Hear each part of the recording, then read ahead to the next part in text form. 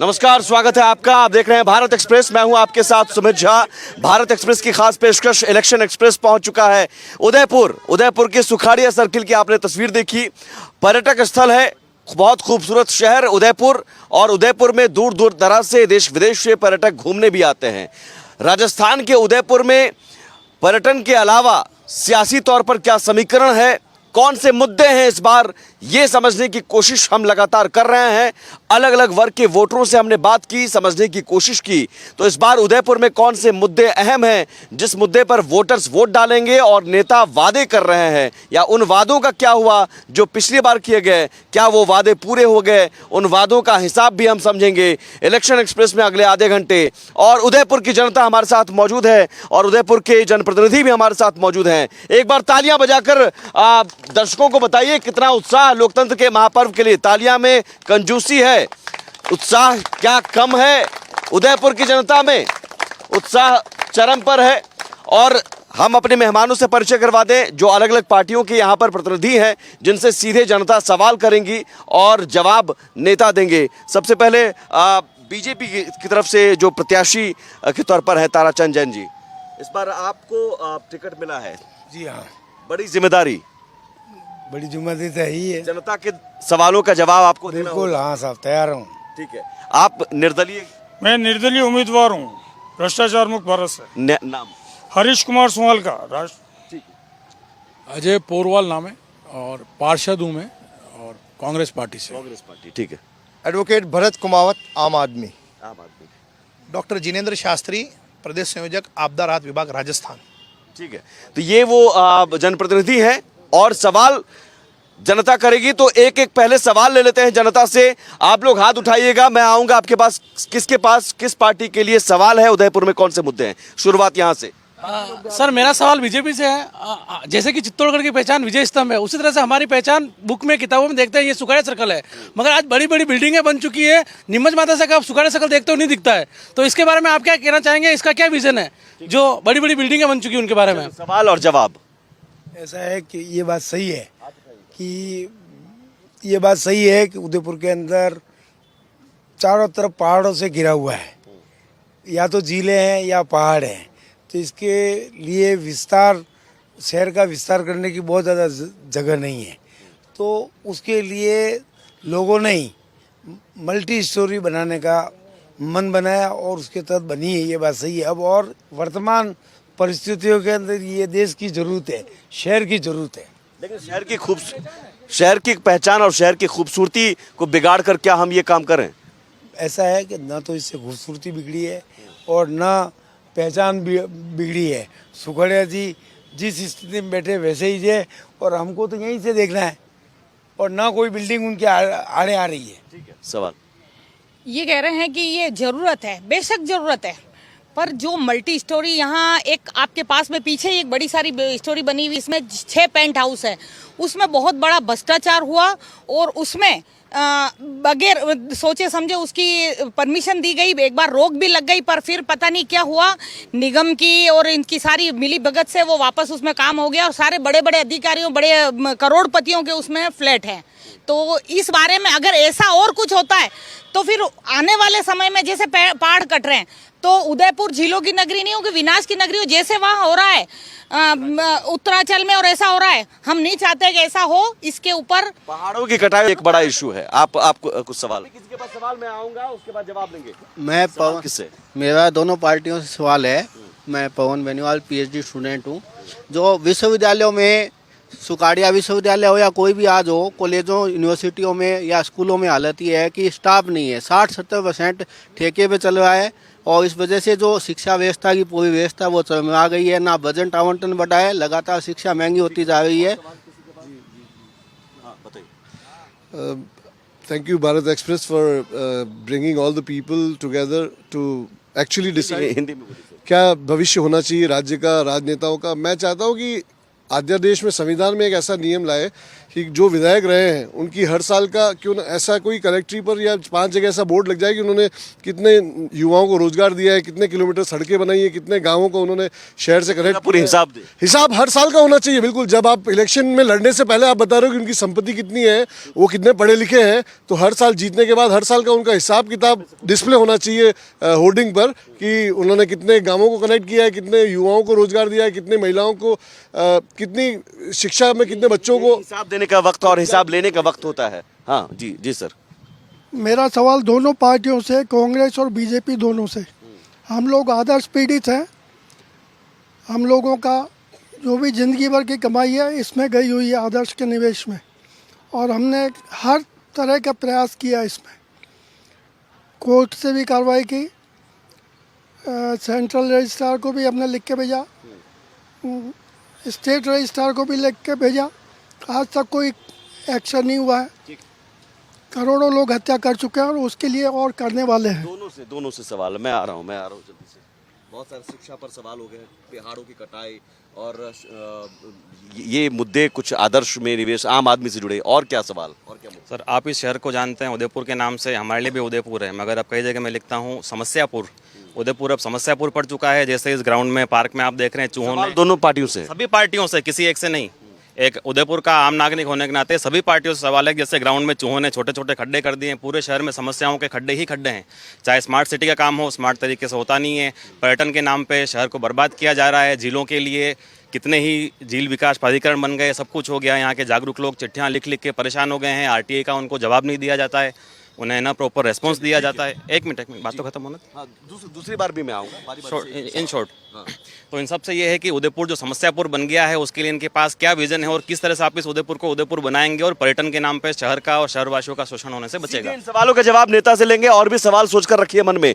पहाड़ों की कटाई एक बड़ा इशू, शहर में आप समस्याओं का अंबार खड़ा कर रहे हैं। उदयपुर में जिले में 8 विधानसभा सीटें हैं, 6 पर बीजेपी का कब्जा है, 2 पर कांग्रेस, और बीजेपी के कब्जा ही रहा है ज्यादातर। ऐसे में बीजेपी की बड़ी जिम्मेदारी बनती है इन सवालों का जवाब देना। ये बात सही है। हम बीजेपी कभी अपनी जिम्मेदारी से मुंह नहीं मोड़ती है। जैसा कि हमारे उन बंधुओं ने बताया कि सभी शिक्षक यूनिवर्सिटियों के अंदर पद खाली है। ये बात सही है। पिछले 5 वर्षों में सरकार ने, गहलोत सरकार ने घोषणाओं का अंबार लगा दिया। कहीं पर भी जितने कॉलेज, स्कूल, मेडिकल कॉलेज खोले हैं, लेकिन उसके अंदर उन पदों का प्रावधान नहीं किया है। पदों का प्रावधान नहीं किया है तो उनकी पद रिक्त पदों की व्यवस्था नहीं की है। तो उससे ये बात सही है। पुलिस थाने झील नए जिले बना दिए। मतलब आज़ादी के इतने वर्षों में तो 35-33 जिले। इसके लिए कह रहे कांग्रेस जिम्मेदार है। सब आरोप लगाना बहुत इजी है। आपको बता दूं, आप इसी शहर से रहते हैं और इसी शहर के पास में हमारे मुख्यमंत्री अशोक गहलोत साहब आए थे।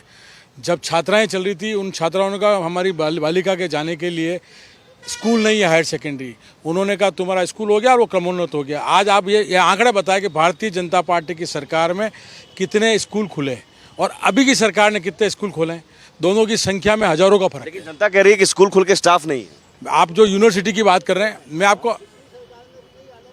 दोनों सरकारों में यही है, भवन आप बना रहे हैं, स्टाफ नहीं है, पढ़ाई नहीं हो पा रही। ये जो कह रहे हैं स्टाफ की बात, कितनी यूनिवर्सिटी खुल गई है इस उदयपुर के अंदर। मेडिकल हब बन गया है और जिस ढंग से मेडिकल, पहले एक R&T कॉलेज हुआ करता था, राजस्थान में बहुत गिने चुने थे, आज उदयपुर के अंदर 5 मेडिकल यूनिवर्सिटी है और 5 दूसरी यूनिवर्सिटियाँ हैं। जो यूनिवर्सिटी बढ़ रही है, इस सरकार ने तो जो काम किया है, उस सरकार के चक्कर में इनके भारतीय जनता पार्टी के वाले कोई मुद्दा ही नहीं है, विरोध ही नहीं कर पाए। ऐसा है कि जैसा कि आप स्वीकार कर रहे हैं, खोले बहुत हैं, इसमें कहीं नहीं, घोषणाओं का अंबार लगा दिया है, लेकिन सरकार ने कोई प्रावधान रखा ही नहीं है।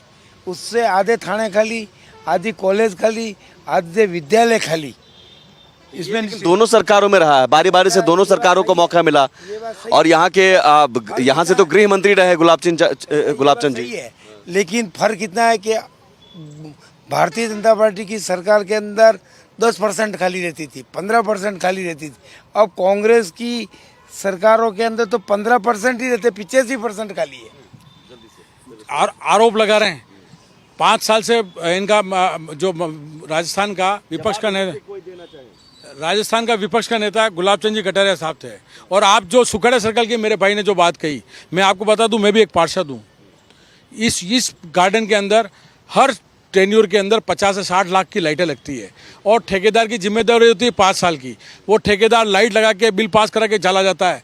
ये जो अभी हमारे उम्मीदवार है बड़े भाई साहब, ये खुद अभी पार्षद है निर्माण समिति के। इनको पूछो नगर निगम की हालात क्या है, 5 साल बाहर का बोर्ड है, हालात ये भ्रष्टाचार से लिप्त है। और आपको बता दूं, अभी ये निर्माण समिति के भी अध्यक्ष है मेरे बड़े भाई साहब।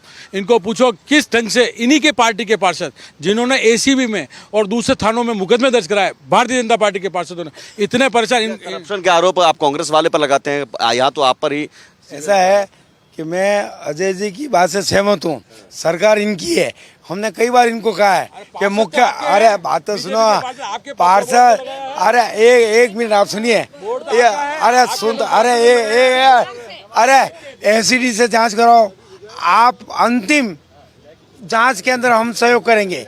और 272 प्लॉटों का इन्होंने मुद्दा बनाया, मुख्यमंत्री जी से मांग की। गुलाब चंद जी कटारिया ने प्रतिपक्ष के नेता के साथ, उन्होंने विधानसभा के अंदर ये बार बार मुद्दा उठ रहा है, जनता को आप जवाब दो। सरकार ने केवल ये मुद्दा जिंदा रखना, भ्रष्टाचार करना, पर किसी नतीजे पर ना तो ये हमारे अजय जी चाहना चाहते हैं और न कांग्रेस चाहना चाहती है। एक मित्र ने कहा समस्यापुर है, मैं उनको कहना चाहता हूं अगर ये उदयपुर समस्यापुर है तो भैया आप क्या कर रहे थे? आप लिखते गेलो साहब को चिट्ठी, दिखाते काले झंडे। समस्यापुर अगर उदयपुर को कहते हैं, आप उदयपुर में रह के समस्यापुर बोलते हैं। जब रोडें बनती है उसमें समस्या आएगी, उसका मतलब ये हो गया विकास नहीं करें। एक बहन बोलती है कि बड़े बड़े टावर खड़े कर दिए तो क्या करें, झुग्गी झोपड़ी बना के रखें, ये विकास में नहीं आता। ये किस सोच के लोग हैं? और इनकी सरकार में ये 270 का जिन ये निकालते हैं, वहाँ पर डब्बे में डालते हैं, फिर चुनाव आता है फिर बाहर निकालते हैं। इनका धंधा है, इस प्रकार से कर रहे हैं। ये गहलोत साहब इनके मुख्यमंत्री थे, हमारे नहीं थे। और आप देखिएगा हमारा मुख्यमंत्री किस प्रकार से, कौन होगा? जो भी होगा भारतीय जनता पार्टी। कौन होगा? कमल होगा, कमल होगा, कमल नहीं, नाम बताओ। जो भी होगा भारतीय जनता पार्टी का होगा। और आप देखिएगा भैया ये इतनी बड़ी बड़ी बातें कर रहे हैं, आपने सुखड़े साहब का नाम लिया, हमें अच्छा लगा। पार्क बनाया, सुखड़े साहब ने पार्क बनाए, चारों तरफ पार्क थे, लेकिन इन्होंने इसको थैला सिटी बना दी है। ये इनके राज में बोर्ड इनका बना हुआ नगर पालिका। मैं विधायक की बात करता नहीं, मैं लोकसभा विधानसभा की बात करता हूँ। वर्तमान में ये पार्षद है और निर्माण समिति के अध्यक्ष है। ये बताओ इन्होंने थैला लगाने को इन्होंने दिया परमिशन? ऐसा है, ये बात सही है। एक मिनट, ऐसा है, ये बात सही है कि से जब सुखड़िया सर्कल की रचना हुई तो उस समय से 1500 पर्यटक आते थे। आज इतने वर्षों के अंदर इसकी खूबसूरती को अरे सुन तो आप सारे सुन तो लो, जवाब तो सुनो, अरे जवाब सुनो। ऐसा है कि भारतीय जनता पार्टी ने सुखड़िया जी की मूर्ति है इसलिए हमको कुछ नहीं करना है, ऐसा नहीं सोचा। जितना संवार सकते थे, सजा सकते थे, इसको संवारा। आज पर्यटक 10,000 से ऊपर आते हैं।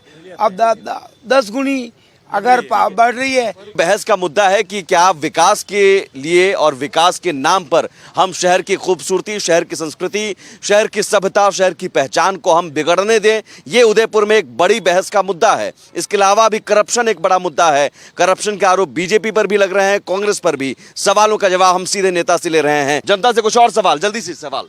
उदयपुर में जैसे जितने भी सरकारी स्कूल है उनकी व्यवस्था बहुत ही खराब है, बिल्डिंग एकदम खराब है। इसका एक लाइव स्कूल की व्यवस्था बहुत खराब है, बिल्डिंग बहुत खराब। इसका एक लाइव एग्जांपल ये है कि 26 जनवरी के दिन जोगी तालाब पे जो एक स्कूल था सरकारी, वहाँ पे झंडा रोड के दिन पिलर गिर गया और 2 बच्चों की डेथ हो गई। और वो मतलब उससे ज़्यादा तो बड़ा एग्जाम्पल नहीं चाहिए ना आपको कि भाई बिल्डिंग कितनी खराब है। सर, उदयपुर शहर जिलों का शहर है। जिलों का मुद्दा बनाकर कांग्रेस और बीजेपी दोनों सत्ता में आते हैं और दोनों ही की सरकार के कार्यकाल में सुप्रीम कोर्ट की गाइडलाइन तोड़कर जिलों के किनारे बड़ी बड़ी होटलों का निर्माण हो गया है। उदयपुर शहर की सबसे बड़ी झील उदय सागर के बीच में भी कह रही है कि भाई हम टावर नहीं बनाए, क्या विकास नहीं हो? क्या नहीं, विकास हो, टावर बने। जिलों के बीच में होटल बनाने की बात हो रही है। जिलों के आसपास no construction zone high court ने घोषित कर रखा है, उसके बीच में होटलों का निर्माण, उसके आसपास होटलों का निर्माण, और दोनों ही पार्टियां मुखदर्शक बनी रही। दोनों ही पार्टियां से मिली हुई। दोनों ही। उदयपुर झीलों की नगरी है और ये बताता चलूं कि उदयपुर शहर के चारों तरफ झीलें हैं। उसके बावजूद उदयपुर की जनता को 2 दिन में एक बार पानी सप्लाई किया जा रहा है।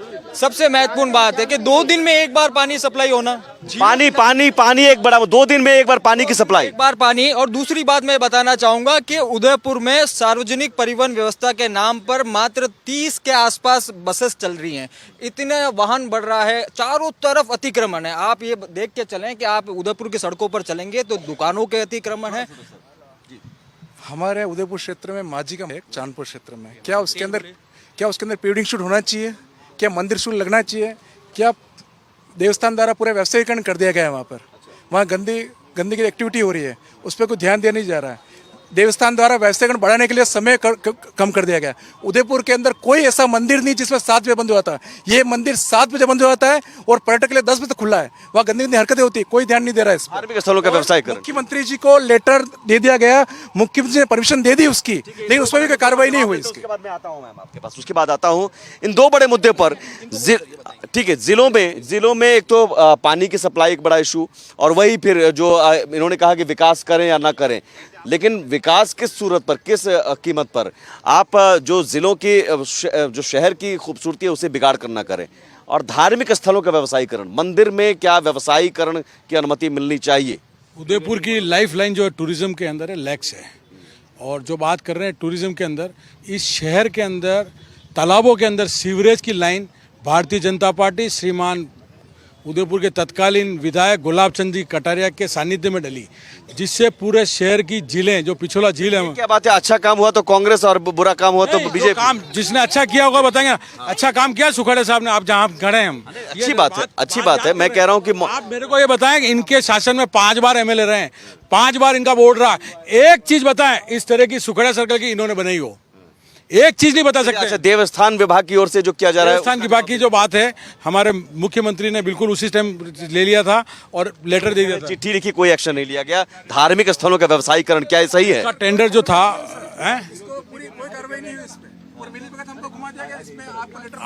आप मेरे को ये बता, आप ये बात कह रहे हैं, मैं आपको बता दूं वहाँ पे टेंडर खत्म हो गया, पर्यटक जा रहा है। आप कह रहे हैं मंदिर के अंदर दर्शन करने जा रहे हैं।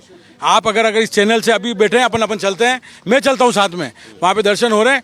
जो टिकट लग रहा था पर्यटक के लिए, आप भी मानते हैं कि धार्मिक स्थलों का व्यवसायीकरण नहीं हो सकता? ठीक है, आप आइए ना। इसमें कहना चाहूंगा, उदयपुर में कोई ऐसा मंदिर है जहाँ 7 बजे बंद हो जाता हो? ये मंदिर 7 बजे बंद हो जाता है और देवस्थान के द्वारा उसका प्रणाली भी कार्य बंद कर दिया, उसका टाइमिंग चेंज कर दिया गया। ये पुराना वाला है, नया वाला। और इस तरह की ये हनुमान जी का मंदिर, जो एक काबिल दोस्त ने प्रश्न उठाया है कि झीलों में और पहाड़ों में जो होटलें बन रही है अवैध नियमों की अवहेलना करते हुए, वो उसका तो ठीक है, उसका कोई सरकार कोई उसका ध्यान नहीं रख रही। बट उदयपुर को जो जरूरत थी एलिवेटेड फ्लाईओवर की, उदयापोल से कोट चौराहे तक, जहां पर हर चौराहे पे आज 64,000 से 70,000 व्हीकल्स हर चौराहे पर क्रॉस कर रहे हैं, वो एलिवेटेड रोड की जरूरत थी। पिछले 5 साल पहले बन जाना चाहिए था, वो अभी तक भी नहीं बना है। आम आदमी पार्टी की तरफ से देखिए, बहुत गहराई से बात नहीं हो रही है यहाँ। गहराई से बात है, 2-3 मुद्दे बहुत प्रमुख। होटल निर्माण अवैध रूप से, या फिर देवस्थान विभाग की ओर से धार्मिक स्थलों का व्यवसायीकरण, या पानी की सप्लाई, या स्कूलों में शिक्षा की कमी। मुद्दे सही हैं। अब बात ये, जिन लोगों को करना चाहिए उन्होंने किया नहीं है। आज इस सुखाड़ा सर्कल का सबसे पहले मुद्दा उठा, सुखाड़ा सर्कल का। इससे कुछ ही फर्लांग आगे एक ऐसी बिल्डिंग बनी हुई है जो नगर परिषद ने कैंसिल की और नियम विरुद्ध बनी हुई है, लेकिन आज भी खड़ी हुई है, कोई बोलने वाला नहीं है। बीजेपी और कांग्रेस दोनों एक ही हैं। दोनों एक ही है, एक ही सिक्के के 2 पहलू हैं। करप्शन में दोनों की बराबर भागीदारी है और सारे गलत कामों को से इनको फायदा होता है। और राजनीति में चरित्र की बात, मेवाड़ की धरती पे हम लोग खड़े हुए हैं और मेवाड़ की धरती का चरित्र सारी दुनिया में जाना जाता है। और आज राजनीतिक चरित्र किसी में भी नहीं है यहाँ, किसी राजनीतिक दल के। आम आदमी पार्टी में है जी। तो सर, आपके तो मंत्री सब जेल में है।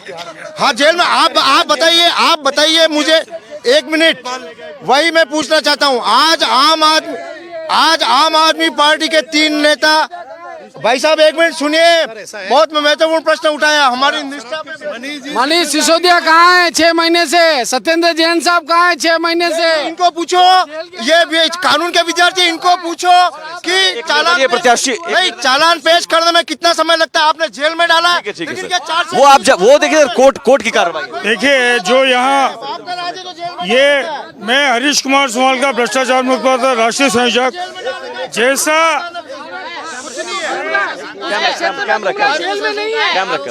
आ जाओ आगे। जैसा यहाँ जैसा कि यहाँ पे बात हो रही है भ्रष्टाचार पे, और ये कहा जा रहा है, ये जैसा कहा जा रहा है 10 साल कांग्रेस की सरकार, 10 साल बीजेपी की सरकार, उदयपुर में भ्रष्टाचार चरम सीमा पर है। यूआईटी में भू माफियाओं का कब्जा है, यूआईटी में भू माफियाओं का कब्जा है, और भू माफिया आपके लिए भी इशू है? हाँ, भू माफिया सबसे बड़ा इशू है। ठीक है, जवाब सर। ये कुल एक सेकंड हो गया, एक सेकंड जवाब लेता हूँ। होटल के अवैध निर्माण, पहाड़ों की कटाई, पेड़ों की कटाई और उदयपुर में धार्मिक स्थलों का व्यवसायीकरण एक बड़ा मुद्दा। आखिरी जवाब, क्लोजिंग कमेंट में लेता हूँ। ऐसा है कि जवाब जल्दी से ऐसा है कि एक मिनट, आरोप साबित करें। जवाब ऐसा है कि ये बात सही है कि जो हमारे इन बंधु ने जो धार्मिक स्थल का व्यवसायीकरण किया है, इसके लिए वैसे ये कांग्रेस सरकार के कालखंड का है। भारतीय जनता पार्टी हमेशा से देवस्थान विभाग का औचित्य क्या है? क्या वो बात तो सुनो, हाँ ये बात सही है ना। मैं कह रहा हूँ कि मैं आपको एक बात कह सकता हूँ कि अगर मुझे जिम्मेदारी दी जनता ने, तो माँ जी के मंदिर पर जाकर इसमें से क्या हो सकता है, निश्चित रूप से प्रयास करूंगा। बहुत माफी के साथ, बहुत माफी के साथ। हाँ जल्दी से नहीं, 2 मिनट दूंगा मैं सर। खत्म, शो टाइम खत्म हो रहा है। सुनिए, एक मिनट सुन के जाइए।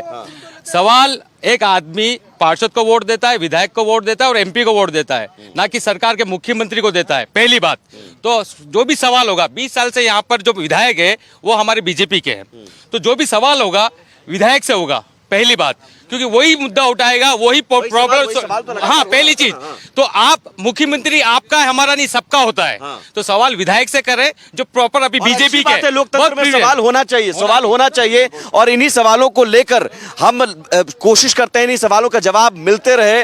इलेक्शन एक्सप्रेस का मकसद यही होता है कि जनता के सवालों का मकसद सही जवाब मिले और नेताओं को उनका हिसाब देना होता है हर 5 साल में, तो वो हिसाब हम लेने की कोशिश करते हैं। बहुत शुक्रिया इलेक्शन एक्सप्रेस से जुड़ने के लिए। हम जरूर अगले पड़ाव में फिर इलेक्शन एक्सप्रेस में मिलेंगे राजसमंद में कल शाम 4 बजे। नमस्कार।